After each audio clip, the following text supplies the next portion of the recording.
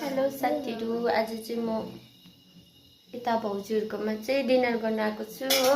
अब भाउजूले हुन्छ हाम्रो पहिला स्कुल गर्दाको साथी भाउजू मिस सबै हुनुहुन्छ हो। अन्त मलाई चाहिँ आज डिनर गर्नु बोलाउनु भएको छ। अन्त आज चाहिँ मेरो सैटरडे हो नि त, म खादिन, त्यही भएर चाहिँ यहाँ भेज खाना बनाइदिनु भएको छ। के बनाउनु भएछ हेर्नु ल। यहाँ दाल बनाउनु भएको रहेछ, म पुरा भेराइटिज के खानु के नखानु भयो त हौ। हेर्नुहोस्, भाउजूले चाहिँ जे होस् खाना चाहिँ दामी बनाउनुहुन्छ है। पहिला चाहिँ हामीले लन्चमा पनि भाउजूको खानाकै वेट गर्थे कहिले खोल्नुहुन्छ भनेर हो। हामीले चाहिँ सँगै टिचिङ गरेको नि त। अन्त अहिले पनि दामी खाना बनाएर चाहिँ मलाई दिनुहुँदैछ। हेलो भन्दिउँ न। यता चाहिँ हुनुहुन्छ दादा र भाउजू। अब भोलि म फर्किन्छु। अन्त आज आएको यहाँ चाहिँ हाम्रो गाउँ।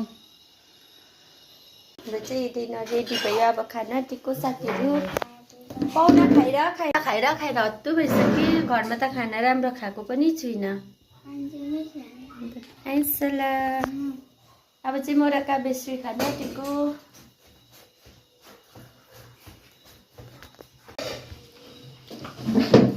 खाए हामीले चाहिँ अझै अचार पनि छ। पहिलाको स्टोरी भन्ला जस्तो छ त।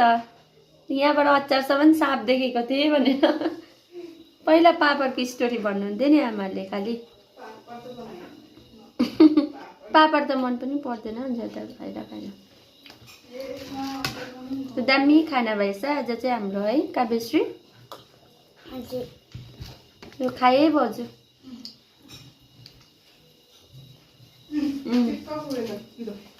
दामी बनाउनु भएको छ। ओ अचार पनि आयो। दामी भएछ खाना चाहिँ भाउजूले बनाउनु भएको।